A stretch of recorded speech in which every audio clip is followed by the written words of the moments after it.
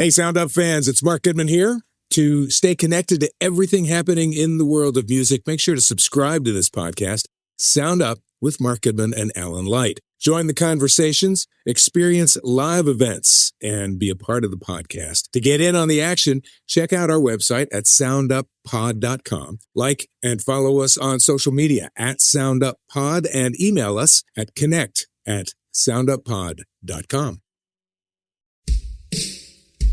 This is Sound Up with Mark Goodman and Alan Light, the only music podcast that matters.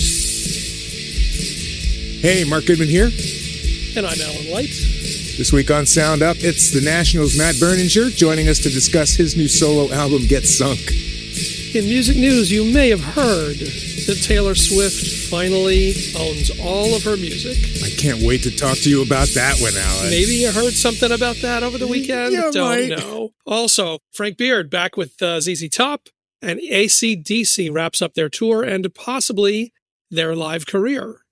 Plus, we've got our new music picks and your comments all here on Sound Up. Welcome, welcome. I guess first up, somehow, I didn't see you there, but Alan, you and I were both at the birthday celebration for John Fogerty at the Beacon last Wednesday night. I did not think, oh my God, there's Mark, I better hide. That's not true. Swear? I didn't see you there. I had no idea.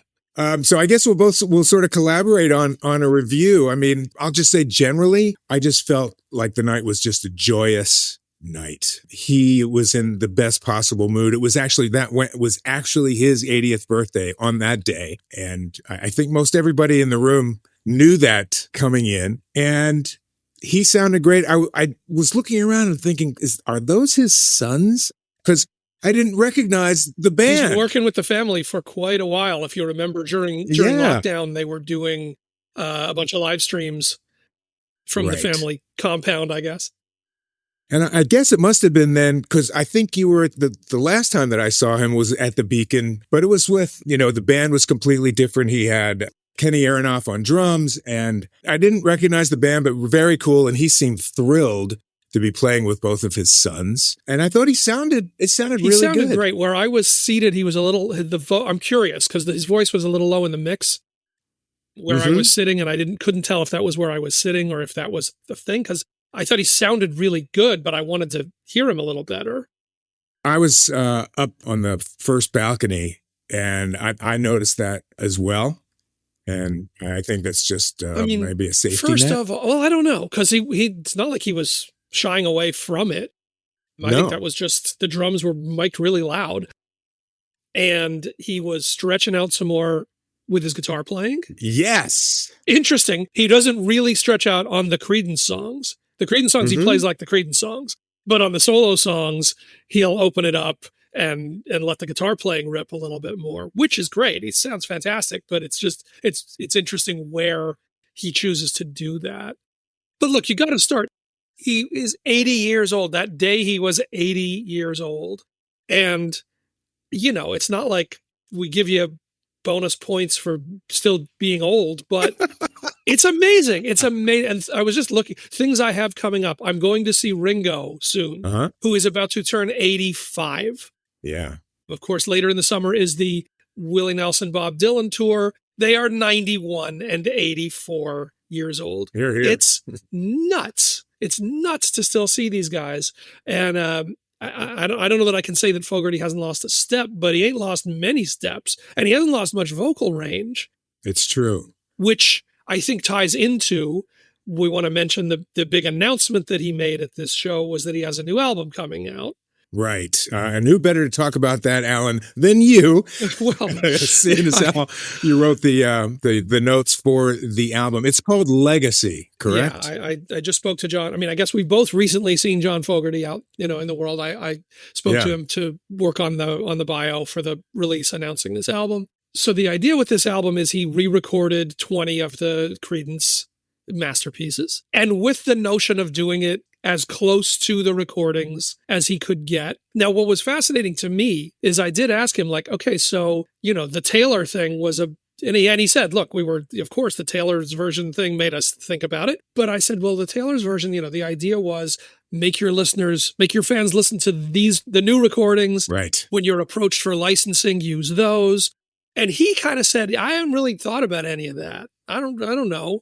And it was interesting to me, and I don't know what this says or if I don't think he was being coy about it, but that it wasn't a business decision, that actually he's in a really good place, having finally gotten his publishing back, that he could sort of marry the recordings. He's never going to get the masters back. So it was a way to celebrate getting the publishing back to do these. Right. But at least as he says it, it really wasn't the sort of business, the reason that people usually do these re-records. Right. And he's, I love that he's calling them, John's version. Yes. The idea is this is sort of burnishing his legacy. Is that fair to say? I mean, the versions that we have heard so far, the stuff that he has dropped already, it's pretty close. They're pretty good, I gotta say. I mean, is there reason that you're going to listen to this instead of listening to those Creedence? I mean, he also said recording technology is better, the sound is better. It has a different sort of brightness than what we could ever have gotten in the studio in 1969, all of that. That said, those Creedence records are so magic that, even if it's right up close to that, are you going to choose to turn to that? But it's an impressive impressive achievement to go back, 50 plus years later and be able to nail it as close as these are. And the fact that, as you said, the fact that he has regained control of his publishing sort of negates the need for him to do John's version. He can do exactly what he's saying. Yeah. I mean, I think it's, it takes away any ambivalence that he has listening to those records. He sort of said it's a way to detach it from and just enjoy these songs completely away from all the well-chronicled extra musical legal battles of all of those years. Yeah. So, by his telling, that's sort of what it's about. But look, when he gets on stage and he just reels off some of those songs. He did 20 songs, give or take a song. They were all hits. They were all, you knew every freaking song. There's not many people who can do that. I'm like Bruce, maybe Billy Joel, but who else can do a 2+ hour concert of all hits? What you said about him stretching out on the guitar, I was thinking that too, that on stuff like he did Keep On Shuglin', like holy cow. And he stretched out on that. And on some of the ones that, you wouldn't think that he was going to stretch on, he did open it up a little bit. He did the Eddie Van Halen thing. I mean, he was a guitar hero that and you night. Of course, you think of that tone and you think of a few of those Grapevine, a few of the Creedence songs that really did showcase the playing, but you don't think of him as an instrumentalist in that way. Yeah. But then, of course, to do that in 2 minutes and 20 seconds on those singles and get that feel and get that tone, just because they don't go on and on and on does not make it any less impressive for the musicianship. For sure. A great night. And the full album is out. Am I right? It's out Friday? No. It's out. No? I think the single's out. Towards the end of the summer? Later in the summer. There's so many albums that I'm following, and there's a bunch that are coming out August 29th. Yeah, it's something like that, or August 22nd or somewhere in there. Yeah. The album's not out. I know that they want to put a couple of songs out in the world before they put the album out, so they're going to build to it a bit. So definitely a great night of music, and congrats and happy birthday to John. And one more thing before we move on and talk about the other huge publishing news is I know, having talked to him before, how he reveres his wife. Yes. And he hasn't done this in the past. A whole chunk of the show, in the middle of the show, there's a song that he wrote for her, and he just makes it clear that it's almost as though he's saying, I wouldn't be alive were it not for Julie. She helped him to get his publishing back, and he just pays a beautiful tribute to her in the middle of the show. And I love that. I thought it was great. So conveniently, we can careen from that into music news, wherein the big story, of course, is Taylor Swift regaining control of all of her music, buying back the rights and the masters to her first 6 albums, and putting a fight behind her that's been going on for about 6 years now, since all of this started. She put a note up on her site on Friday announcing all of the music I've ever made now belongs to me. I can't thank you enough for helping to reunite me with this art that I've dedicated my life to but have never owned until now. The best things that have ever been mine, to quote her lyric, finally actually are. So she acquired these from Shamrock Capital, the investment firm that had acquired them from Scooter Braun after he bought all of the assets of Big Machine Records from Scott Borchetta in 2019. No amount has been revealed. The speculation is about $360 million is the number that's been reported. And here we are. Everything that she has staked the last few years of her career on comes to a conclusion now that all of Taylor's music is under one roof, and that one roof is her own. I'm curious, swirling around this, and aside, we get to the idea, there is what, one or two more that she has yet to release, she the talked about putting out. Yeah. But ahead of that, what do you make of what she is accusing Scooter Braun of, and what she is accusing?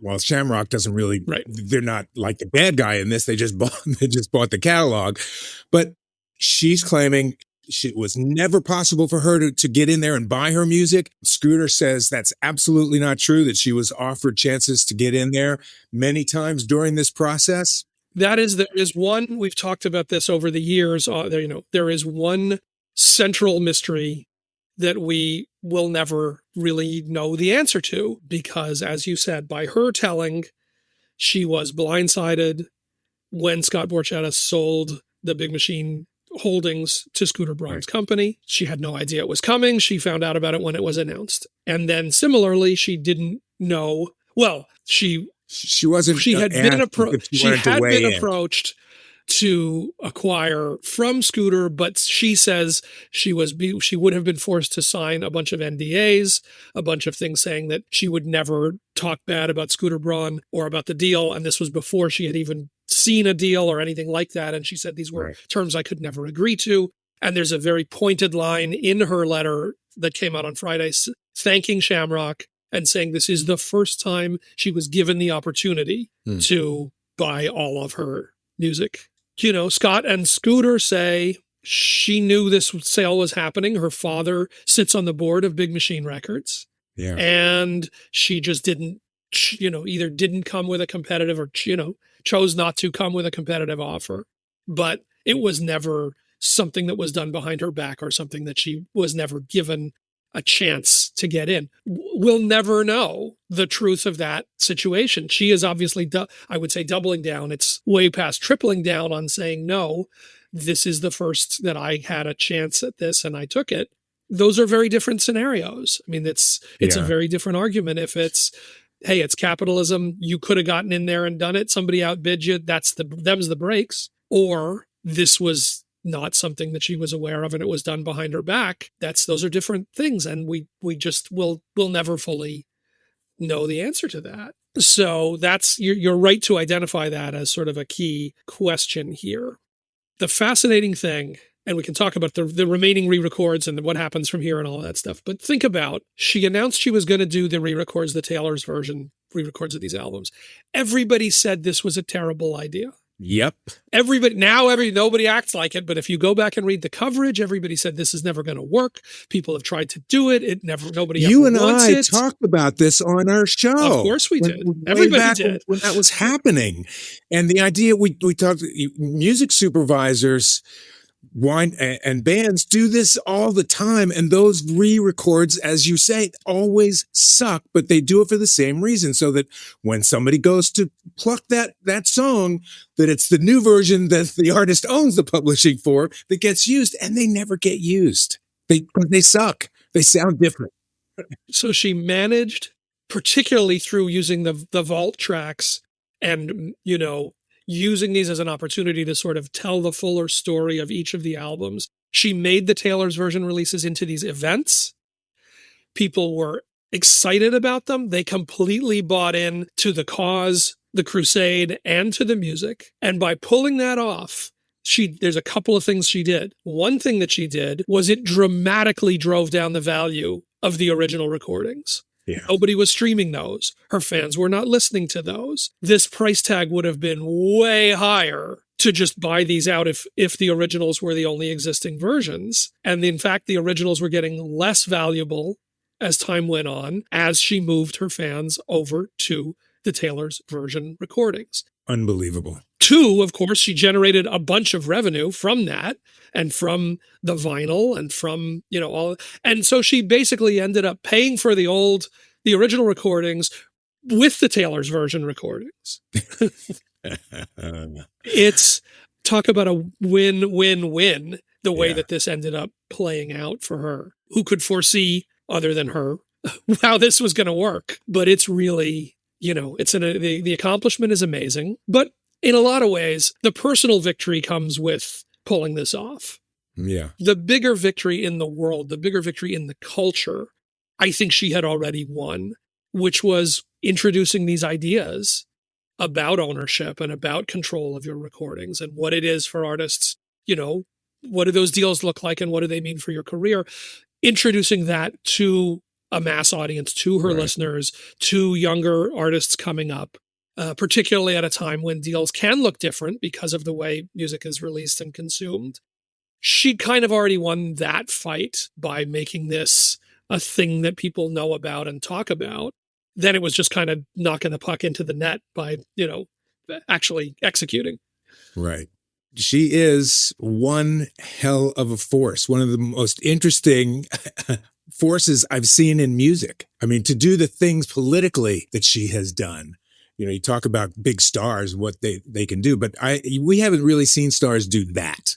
No, and look, not everybody can afford, she still ended up paying $360 million for this. Like, let's not kid ourselves.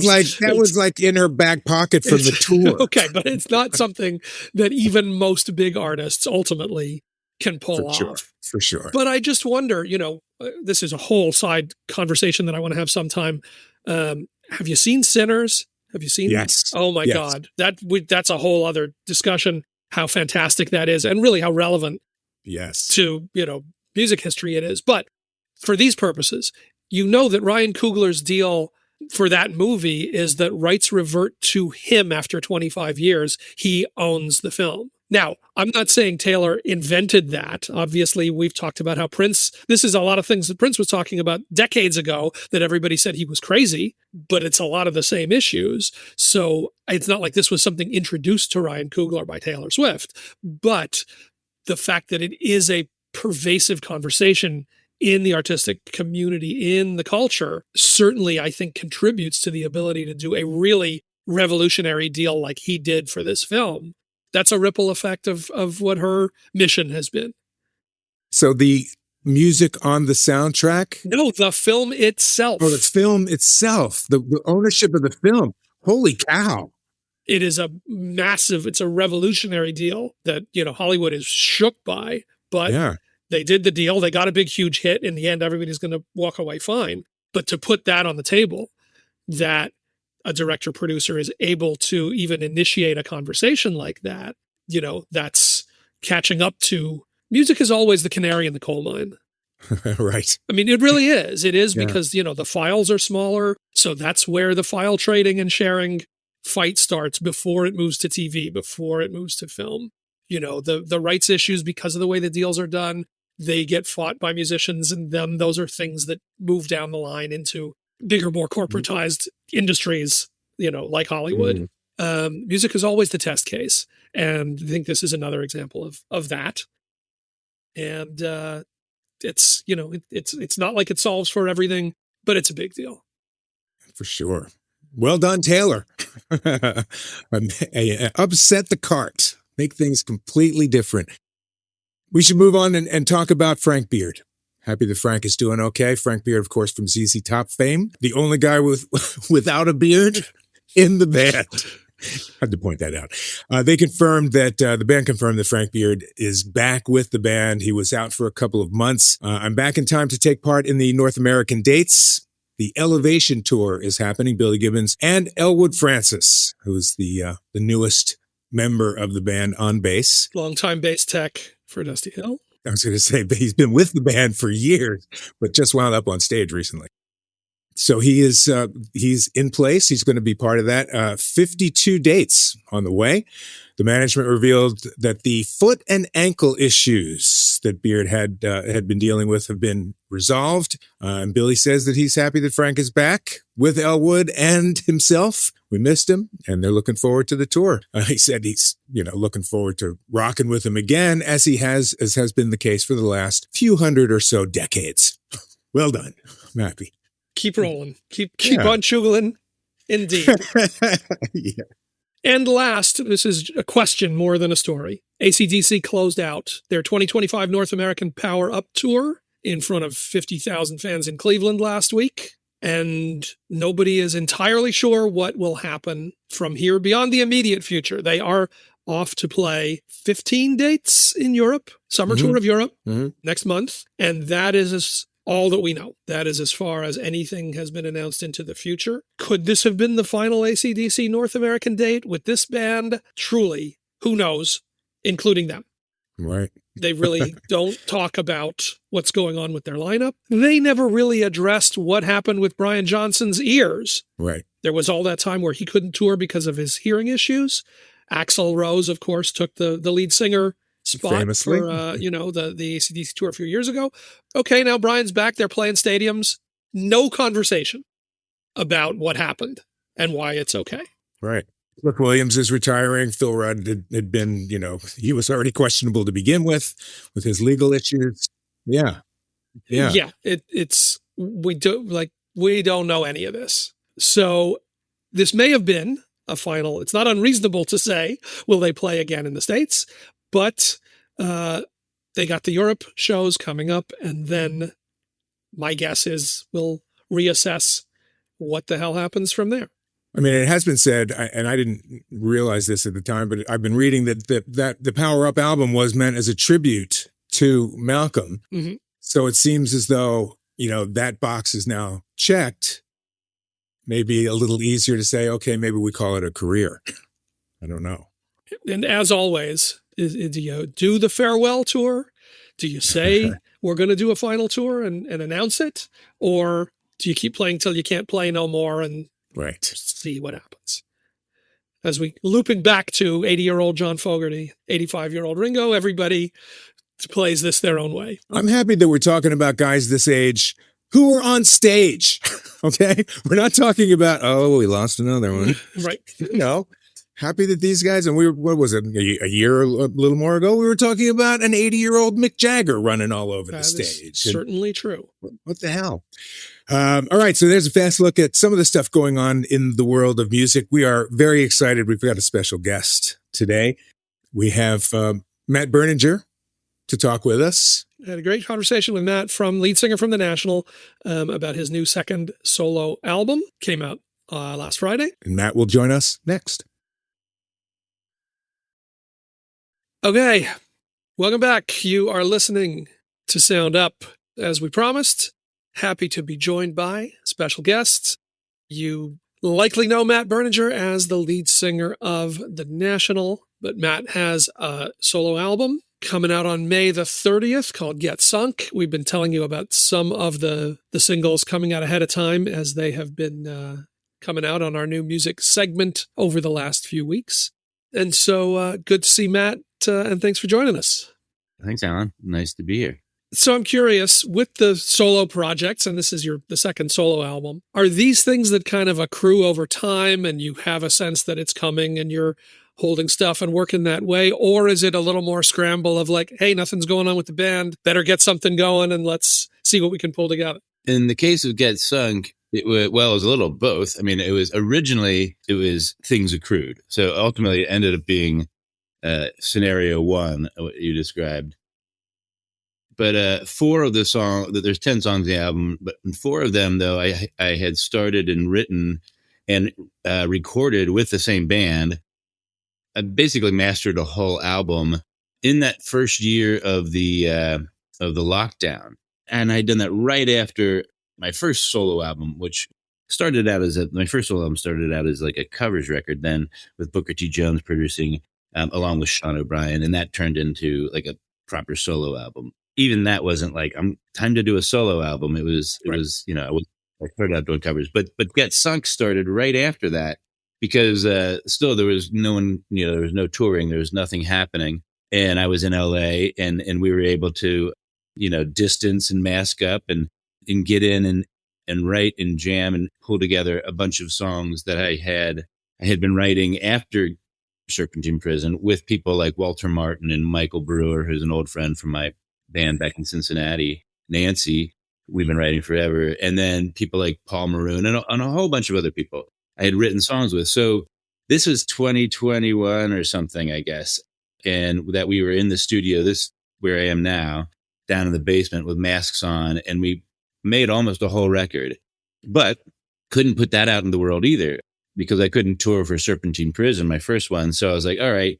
So I had to sit on that. And so I put that record away completely. And then shortly after that, I went into a long period of writer's block and, depression related, and everybody was in that state after the lockdown continued. Right. And so I put this whole batch away. And then over the last 2.5, 3 years, I was focusing solely on the national and the 2 records we made and the touring, that about, 2.5 years of touring and everything. And, over that time period, for one, I started writing a lot again. I came out of that writer's block and making those national records helped me get out of that block. And then after I'd finished those records, and that was a whole songwriting sort of journey for me, honestly, the national records. But then I was writing a lot. And so I used every opportunity while I was still in Los Angeles, because I knew I was going to be moving, to work with Sean O'Brien again. And we wrote a whole bunch more songs sort of in the last 2 years, a year and a half. And then I started listening to that old batch again. I know I'm telling a long story, but I started listening to that old batch again. And there were some of those things that really felt necessary and important for the whole thing. So ultimately it became the right songs kind of accrued, and I was able to get the right batch together for this 10 songs. I guess I can. I can't believe that we're still have stuff coming out that's started in lockdown or took shape then, or, we're still not completely outside of that moment. Yeah. Even 5 years later with projects that are coming out. Yeah. It's odd though. I think the things I was writing about even during this period of the first batch, way back in the heart and the depths of the, the beginnings of the long lockdown, I really wasn't trying to talk about anything like lockdown related, but I was talking more, in all these more general terms, because everybody at that point was already just you knew that you didn't want to write a song about the lockdown. It was going to be not a thing we were going to want to revisit or think about. Yeah. And or you like everyone's going to have a lockdown song, and so I was avoiding that. But then the songs I was writing, of course, they were reflecting all that stuff in many ways, so then after that passed, and then, the continued repercussions of socio-political, all the trauma that we're continuing to go through, which are all repercussions of, I think, that thing. We went kind of globally depressed and crazy, and we still are a little bit, and angry and scared. So the new songs I was writing, it sounds like a terrifying, depressing record. It was all of it is an attempt to lift out of those places, and even the new songs are an attempt to lift and remove myself from this immediate dread and try to take a bigger perspective look at why I'm where I am, what's happened to me, why I'm different than I was when I was a kid, and all this kind of stuff. And it's ultimately, hopefully, a really uplifting, sunny, delightful thing. And the new batch I was calling, it's Saturday. I was calling the record that because I just really wanted it to feel warm and optimistic and bright and hopeful. And I think it does. But yeah, it's from the ashes and roots and worms of all that hard stuff. So did it feel ultimately like that was sort of the target on the wall for this? Was there, were you working with that sort of objective, or is it a thing that emerged as it emerged and became what it became? As it emerged, and over time, and then writing the new, I know that when I went in with Sean to start these new batches, which include songs like Bonnet of Pins and kind of some of the upbeat things.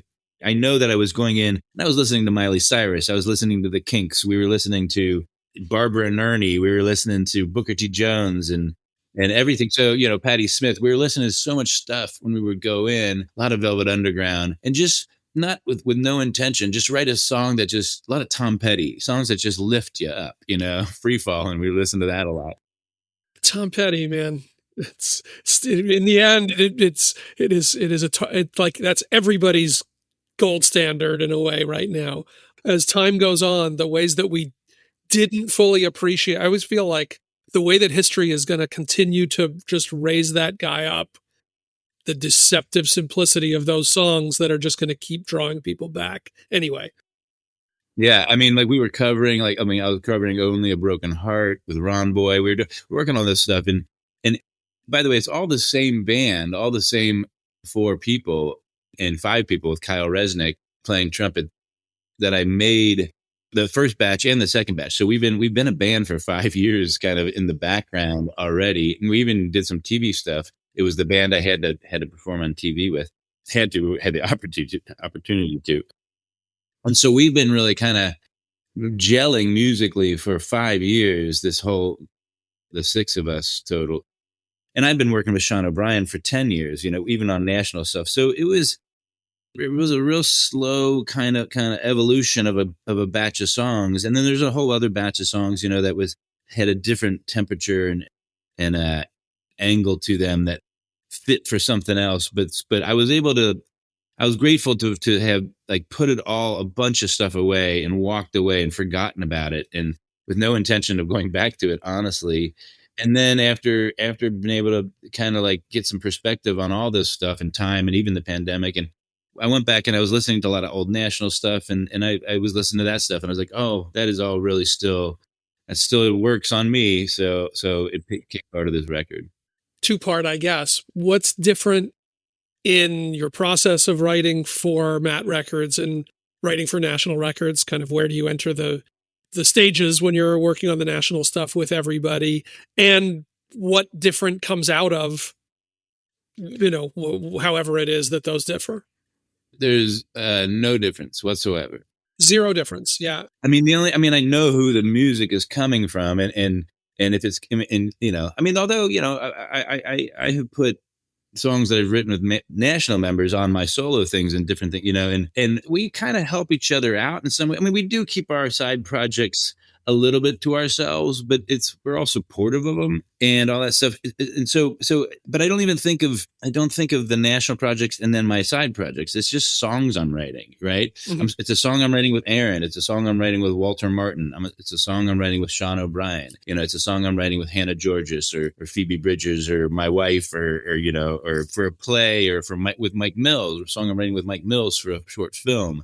It's just like I'm writing a song with a friend. That's always what it is, or a bunch of friends. So I don't go into an Elvi record or a Matt Berninger record with the idea of I'm going to make a record that is this kind of. I mean, when I made my first solo record, it was kind of supposed to feel like a Willie Nelson Stardust, record, and that's why I had Booker T. Jones. But maybe that's the only time I've ever this kind of a record I want to make. Everything else is let's just make whatever feels fun today, and then what we still like in a year and a half when we're done with a bunch of fun stuff, and then we put the best stuff together and then craft it into something we call a record, a 45 minutes of sound. And it's just it's always the same process. And I write on baseballs, and I write on whiteboards, and I write I write on my phone. I barely write in notebooks anymore, but I'll write on anything that's just makes the process fun. And I talk to Siri in my car. That's how I write half the time. And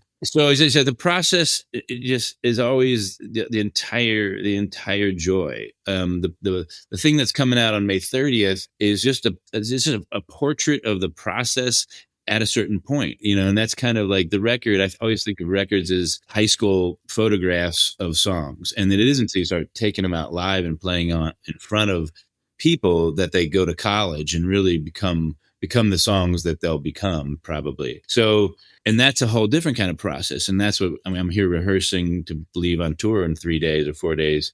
So I'm still in that process, but it's a different kind of process. So it's just a process with friends, projects, just making fun stuff with friends. It's that's the whole process. So given that stuff doesn't change. Was there one of these songs? Was there even sort of a moment in one of these songs when, when it came to focus, when you had that sense of like, oh, okay, I get what this, this collection, this moment is going to turn out to be about? That's a good question. It is actually when I went, the new batches, I wrote like back in the original sessions, in 2021, I probably wrote 20 songs, boiled it down to a 10 that I thought would be a record. And then again, I did the same thing, wrote about 20 songs in the past 2 years with Sean and boiled that down to about 10. And then I listened to all of that again. And like when I went back to it, and that early collection was called Get Sunk. And this second collection was called It's Saturday.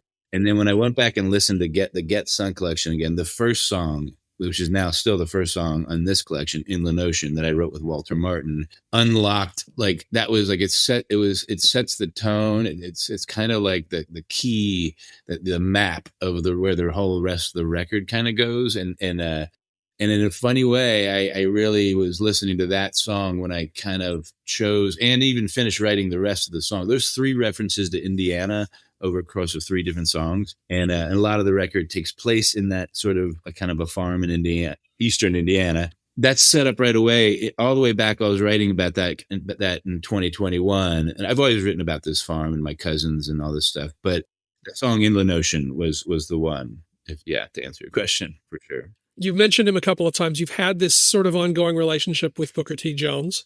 Yeah. Yes, the Booker T. Jones from Booker T and the MGs. That's who we're talking about. I know you sang on one of his projects, and then you said he produced for you. He shows up on this record. Tell me how that's, become this sort of long-term, ongoing thing with him. It's not the first thing that you would think of for who would be a likely Matt Berninger collaborator. No, it's like Wings of Desire. Like an angel walks up to you and starts to say, "Hey, you want to be friends?" I don't remember what year, but he made a record and he had a lot of people sing on it. And it returned to Memphis and I think he won a Grammy and everything. It was a great record. And I think, I don't know, he was working with the Dap Kings and Questlove on his record. And I don't know where somebody said, let's get Matt Berninger on this. And I don't know if it was Booker T. He was a fan, national fan. I don't know. And I didn't ask. And so I went in. And it was downtown Manhattan, and I went into this building, and there was a little elevator that went up, and I can't remember which studio it was. And the doors open, and Erykah Badu is coming out, and I get out, and she gets in the elevator, and I was I was immediately just freaked out. And then I go in, and there's Questlove, and then Sharon Jones from Sharon Jones and the Dap Kings is coming in, and we're doing a duet, and Lou Reed had just left and apparently left everybody in kind of a crappy mood because he was cranky. And then, and Booker's wife, Nan, and she knew I was a wine drinker. So we had a couple glasses of wine, and I had this surreal evening with Booker and his family and his friends and helping make that record. And then when I came around, I was want to do this covers record, I just called him and he was jumped in. And then, so we really kind of we've collaborated on a lot of things, and he's worked with Sean O'Brien on a whole bunch of things. And so it was a really incredible bridge and a connection to a whole world of wisdom and talent and just perspective. And I've learned about record labels. I've learned about the business from this guy. I've learned about space aliens from Booker. He's the best. He's the best. He's the best. He is a remarkable dude. Yes, I've been lucky to have some time with him. Yeah. And there's a lot going on. You fleetingly mentioned, and I know it's a thing for you, the writing on baseballs. Yeah. How did you stumble on that, and why is this what did this unlock? How did this become a thing that works for you on the writing side? I mean, we're talking about physically writing lyrics on baseballs, like the way that, somebody might sign them. I wish I had, I wish I have some blank in my bag, but I've been taking baseballs around for a couple of years in my sort of tote bag or my backpack. And I started out as a visual artist, and my mom's a painter. My dad, is a lawyer, but also, paints and writes poetry and stuff. And so that's always been what I've always been doing. I was good at drawing. And so I took every art class in high school. I went to design school and ended up being a creative director in New York as a graphic designer. That's where I met Scott. That's where I met everybody from my first punk band, Nancy. So that's kind of what I was always been doing my whole life. And then, but then the music took off. And then the truth is, when I write lyrics and I'm working with the band, I'm always thinking in sort of either design terms, in terms of balance, in terms of just composition, and more. I always kind of describe things in more visual terms to all the musicians, and even my songwriting is kind of, I know I'm channeling so much of sort of the Swiss school of design sometimes, like the chaos, the big and the small, and the scale, and all these things, and the beauty of like small phrases, and so typography and stuff is all in my brain when I'm writing lyrics. And so even when the National's working on records and we were putting all the songs on whiteboards, I always do the whiteboards, and it's a big grid of check marks of what has what done: vocals, backing vocals, drums, guitar, bass, horns, brass. And then it turns into like this big, beautiful sort of strange, abstract things with phrases and words and song titles that change. And so then I started writing lyrics on that too. And then I started just painting and on the boards. And then, so to the baseball, it's the same thing with the baseballs. Has been like, it started, I was on a plane and I didn't have a notebook, but I had my pens, and I'm trying to avoid picking up my phone and just trying to change my process and make the process more fun. Just staring at your phone, using your thumbs to try to type lyrics on the phone. If you don't have a notebook, and also notebooks, you close a notebook and you don't know where it is, you lose it, it goes on a shelf, and all these ideas are kind of in a drawer, locked away in a notebook. So the baseball, I started writing on the baseball, and it became really fun. And it's also, a nice pen on a kind of roughed up. I use baseball is the best. It's this leather, this white leather, gray or cream colored leather if it's an old baseball, and it takes the ink really well, and it makes me words bounce up against each other differently. It slows me down because you're turning a baseball slowly. The weight of a baseball feels really good. It's easier to hold in your hand and write on than a notebook is, unless you've got a desk. You can lay back on a couch and write on a baseball, and which is how I do it 90% of the time. And then you have fun, and then I put paints and I color code areas of lyrics that I feel like might connect. But then it's not a finished song or anything. Then I have a big box and pile of them, and it's a place where I go to find and try to put my ideas together, because all the songs and all of them is all kind of just collages of thoughts, that you put together into a blurry image. Super cool. I'm obligated to ask. As we speak of baseballs, are you paying attention to our Cincinnati Reds? And do you have any thoughts about the season? I don't follow baseball. I don't follow professional baseball at all. I did when I was a kid, Yeah. I played shortstop. I was known as the Davy Concepcion by one or two people. Yes. If it's even from one, take it. Yes. And so that whole thing of the baseball, back to the baseballs, is like, I loved tossing baseball with my dad. I loved learning about baseball with my dad. And my grandmother was obsessed. His mom was obsessed with baseball, and she got him into baseball. But it's not like we are watching, reading the sports page and obsessing. It's mostly about tossing ball and learning a skill. And then when you're tossing ball with your dad or your parent, you end up talking about all the stuff that you don't. That you wouldn't have otherwise, because you're having fun and you trust your dad. He's not going to beam you in the face with the thing. And although that did happen, but you know what I'm saying? It's a trust thing that you're building with somebody when you toss a baseball back and forth, because it's a little scary when a kid tries to throw or catch a baseball, because a baseball can hurt if it hits you in the face, which will happen to every kid at some point. So I think there's something about the weight of a baseball, the holding it. My daughter, I toss baseball with her all the time. She can throw a halfway decent strike, and better than me. But it's all just an excuse to just connect and talk. And so I think when I'm writing on baseballs, it puts me in that place. Total 100% get it. All right, Matt Berninger, before we let you out of here, we do a quick lightning round, 3 questions here that we ask. So let's just fire them off. Question number 1, what was your first portable music device? I think it was Walkman, sure. Walkman, or transistor radio, Walkman. Where do you come in? Where does it go with you? Yeah, I mean, I'm trying to think of, I thought you meant digital. I forgot. Yeah, no, it was right. It was a cassette Walkman, the first Walkman. Yeah, the still big ones that were the size of like a paperback. Yeah, and it wasn't that big. Maybe it was Generation 2. I don't remember it, but I remember the first time I listened to music on headphones. Like a kid in high school we didn't have headphones at home. Like people listen to music on headphones. It was like what? It was kind of like I didn't have Atari or we didn't have cable.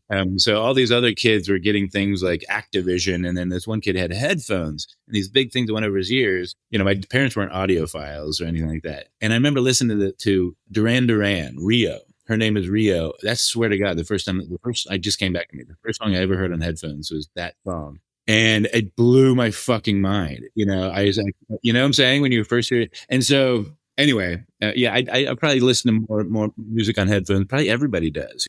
And that's kind of becoming a strange thing. We're all closing in and, you know, like this and the audio and visual is all just, you know, and now we got the goggles. It's getting weird. So the opposite of that, I suppose. Question 2 is what's the most memorable concert? What do you think of first? Good, bad, or otherwise? What's first to mind? Iggy Pop at Bogart's, and I don't remember what year. Mono Negro opened, and there was a big barrier about 3 or 4 feet in front of the stage. And you know, Bogart's is kind of an old school, gnarly place. Like people have literally been murdered in that place. Hey, I grew up going to Bogart's, and I'm old, so yeah.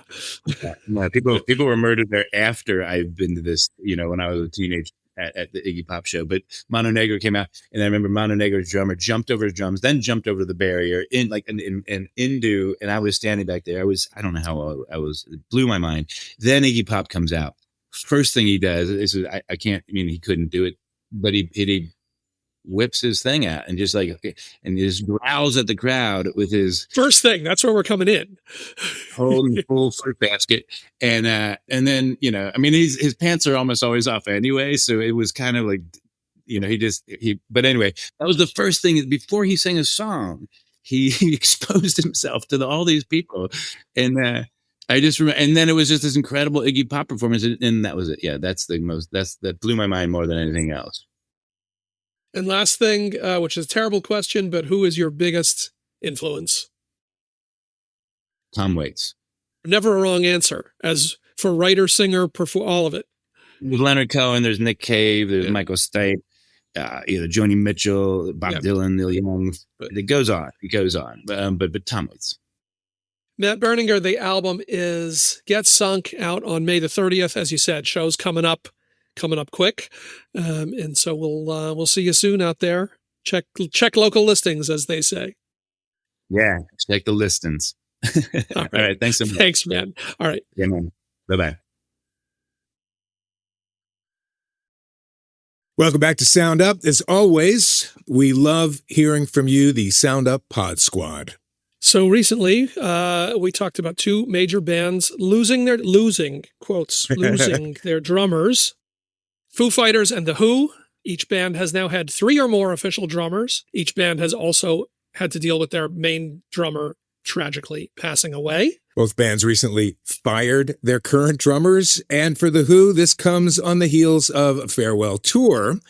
So we asked you, the Pod Squad, who should be The Who's new drummer?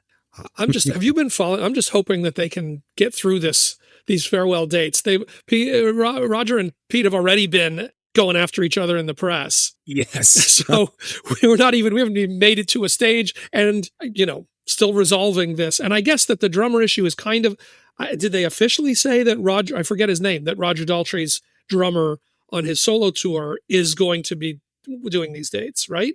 I read that was happening or supposed to happen. Speculation or I don't know if they've said. I'm not sure. I don't know because there was so much talk about it. But your recommendations we did get. Our friend Roz said, Kenny Jones, ! Duh.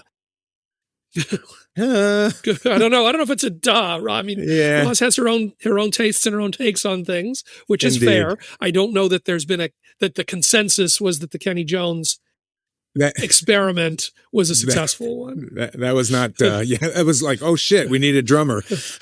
Oh God. Our friend Brent Sowers, just have Nick Collins or Jason Bonham. Nick is Phil Collins' son, or Jason Bonham do it. Seriously. My first to mind is Joey Warringer, but looks like he's busy already. He's out with Oasis. apparently. Interesting. Steve and Edwin Severin said, whenever some form of the question, who should be the drummer, is posed, Jim Keltner is always a great answer. Jim Keltner can do anything. Fair enough. Could Jim, I mean, he could do what it takes to drum with the Who. I don't know. He's never going to screw it up. He's never wrong. Right. My God, he's him. He's that guy. But yeah, he doesn't feel right for that band. Dave Bell says Kenny Aronoff, and Kenny is way closer to it. I More think. explosive. Yeah. If that's the thing. So. Yeah. More explosive, and Kenny is very used to dealing with difficult personalities. Very, like, he specializes in it. It's true. It's true. From the drummer psychologist chair. Yeah, I mean, if they need someone who's gonna, like, either him or Mick Fleetwood, I think should do it, just because of the experience they have. Right. Roger, do you have a drum draft pick for this seat? The shame is they had the right drummer. Zach was 100%. The right drummer. Yeah. So I don't know. Unless they pick up Josh Freese and we just move him around the table, could do that. Kenny would be the guy. All right. I got no picks. I think Kenny is a great pick. I think Dave has a great idea there, and I'm sure he's not alone in people thinking that Kenny should take over. Just keep an eye on these guys, and yeah, they've gotten through worse, so they'll get through it. But what the status is going to be, what the dynamic is going to be when they hit the stage. Hey, it's the Who. That's always what you're watching. And I'll say, just in closing, I'm anxious to see them. I know that I believe this will in fact be the farewell tour. I know the 82 thing. I know all about that, but I think this is going to be it. And I feel like I've been talking about this on my radio shows, that for a lot of us who have grown up with these guys, this should be a bucket list thing. If you never saw them, now is the time. Or if you haven't seen them, this is the time. Because I think they're going to be great. I mean, Pete still sounds great. He's playing great. Even his voice is working. The history of the Who is a history of them rising to challenge. Fair enough. Like that, every great moment for them we're going to go on Rock and Roll Circus and we're going to beat the Stones' ass. We're going to come out at the Concert for New York and take everybody else off the stage. I mean, it's great. We're here for a great cause. We're also going to show that we're the best live band out there. Those kinds of moments bring out the best in these guys. And I feel like this is going to be we've got something to prove tour. And that's when you want to see them. For sure. Just don't smoke cigarettes if you're down front near Roger. Of any sort. He will call you out. Oh, yeah, that's right. No pot either. He will call you out. You out. All right, let's do some new music picks. There's some great music out there. I'm going to start off with a couple that are current, that just came out. There is an artist named CMAT, Sierra Mary Alice Thompson. She is a 29-year-old Irish singer-songwriter. And she, as a younger girl, wanted to pursue a music career, moved to Manchester with her boyfriend and was performing as a group called Bad C. Ultimately, she decided that relationship was toxic. And after attending a listening party, CMAT got some advice from Charlie XCX about changing her approach. And she moved back to Ireland and started self-releasing music. CMAT is bisexual and has been described as a bisexual icon. Her new song, just out this past Friday, is Take a Sexy Picture of Me. And it's a really fun song. It's funny in spots, as is she, and a great, great voice. That's my first one. Next is from a band called Turnstile, a hardcore punk band from Baltimore. Two songs from their third album called Glow On got Grammy nominations in 2023. A song called Holiday nominated for Best Rock Performance, and Blackout nominated for both Best Rock Song and Best Metal Performance. Journalists have talked about these guys as melodic hardcore, which sounds like a contradiction just right in the title. And the band, get this, the band cites as influences Bad Brains, Breakdown, Madball, and Sade. Very nice. Very nice. Also, quickly, I missed these last week. We weren't around last week. I just wanted to quickly say that the David Guetta remix of the Dasha tune, Not at This Party, is freaking awesome. I love it. And last week, Bloodline by Alex Warren with Jelly Roll. Oh, damn. That's a hit right there. That's all. Woof. Amazing. Got to say that. All right, that's mine. Glad you got in CMAT, who I'm very interested in and haven't listened a lot to, but have heard it promising things. Yeah, she's cool. So I got two from this week. First that I want to mention is a British singer named Olivia Dean. I will say that my lovely wife put me up on Olivia Dean first. She's been listening to her. Olivia had an album, I guess, in 23 that was a big deal in the UK. Mercury Prize nominated, Brit Awards. And I guess we don't know if there's an album coming out. She's just putting songs out for now. Has the new single, it's called Nice to Each Other. And Olivia Dean is very sort of R&B light, a little bit of retro kind of throwback, some jazzy kind of yacht rock chords in there. It is not all the way to the sort of Amy Winehouse, Adele, British soul throwback thing, but it's got a little bit of that in there. But it's just sort of breezy, really nice dance poppy stuff. I don't know if you've listened, Mark. I think you would like her a lot. She's coming through this summer. I'm looking forward to going to see her. But Nice to Each Other is the new single from Olivia Dean, and just sort of not a thing you can resist. My other pick this week comes from a group called the Castellows, who are three sisters from a cattle farm in Georgia, Ellie, Powell, and Lily Castella from Georgetown, Georgia, who have moved to Nashville. It's that family harmony thing, Mark. It's just the three sisters singing together. Lovely songs, lovely voices together. Trina Schumacher, who works with Sheryl Crow, helped produce this. So it's got a little bit of a sort of a little more glossy sheen around the sound, but still very spare and sparse and old school. The album is coming soon, but really, really nice song. But really, it's about hearing these voices. Check out the Castellows. They did an EP a couple of years ago that got some attention. Castellow. So not Costello, but Castello. Castellows. And definitely one to keep an eye on. And an ear. Sure. I haven't heard of either of these, Alan, and I have to say, your record for me has been like 98%. I'll take that. Well, you got to let me know on these. I mean, look, the old school sort of country feel of the Castellows, mostly acoustic, again, with kind of a glossy thing. That may work for you. It may not. I think you'll at least be like, oh, it's pretty. I don't know if you'll go for too far from there. But I do think the Olivia Dean song is, I think she's somebody you should give some notice to. Will do. As soon as we're done here, I'm jumping back on. So probably you're saying to yourself, damn, how do I get to hear all of that great music that Mark and Alan were talking about? Well, it's simple. You search our Sound Up soundtrack playlist on Spotify. And when you search, don't forget the exclamation point. It's Sound Up! Or to make it easier, just go to sounduppod.com and click the link. And remember, you can always email us, connect@sounduppod.com. Check our social posts for our Thursday throwback questions to respond and react to. Please give us a 5-star review, like our Facebook page. Make sure to keep checking us out on socials, all sounduppod.com. All right, that's going to wrap it up. We are done here. Sound Up with Mark Goodman and Alan Light. We are out, and we'll catch you next week. Sound Up is hosted by Mark Goodman and Alan Light, produced by Roger That Media, distributed by Revolver Podcasts. Theme music by Smile from Tokyo. For more information, go to sounduppod.com.